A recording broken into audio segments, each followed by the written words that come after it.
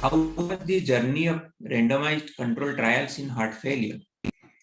The control trials for heart failure with reduced ejection fraction started in 1986 with VAL-HEFT trial with the hemodynamic molecules like hydrogen and isosorbide dinitrate, followed by addition of ACE inhibitors to the armamentarium of heart failure medicaments in 1991, beta blockers in 1996, digoxin in 1997, mineralocortical antagonist in 1999, ARBs in 2008, ivabradine in 2010, and ultimately the dapagliflozin, the SGLT2 inhibitors, and the ARNI in 2014. Then came a big step forward with addition of ARNI from the landmark heart failure trial, the Paradigm HF trial, where heart failure patients with reduced ejection fraction in NIHA class 2 to 4 symptoms, they were compared with 200 milligram twice daily of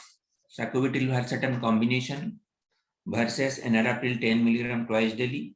This study was followed up for a median period of 27 months. In this study, the inclusion criteria was class 2 to 4 heart failure patients with ejection fraction less than 35% with background treatment for guideline-directed medical therapy like beta blockers and mineralocortical antagonists, raised BNP levels, and the exclusion was history of angioedema, eGFR less than 30 ml per minute per 1.73 square meter of body surface area, symptomatic hypotension or systolic blood pressure less than 100 millimeter of mercury, and serum potassium more than 5.2 millimeter per liter.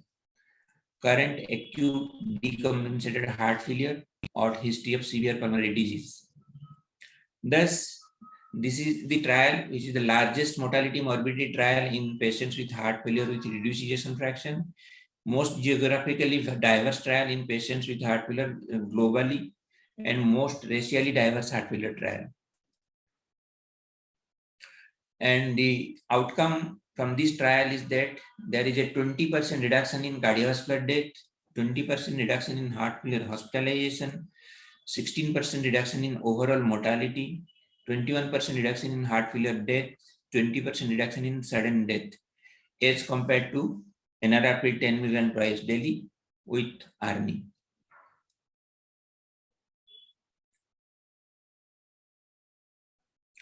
The magnitude of benefit in patients of heart failure with reduced ejection fraction stage C with different molecules like ACE inhibitors or ARB, there is a relative reduction of mortality of 17% as compared to 34% with beta blockers, as compared to 30% with mineralocortical receptor antagonists, and 43% with hydrogen nitrate combination.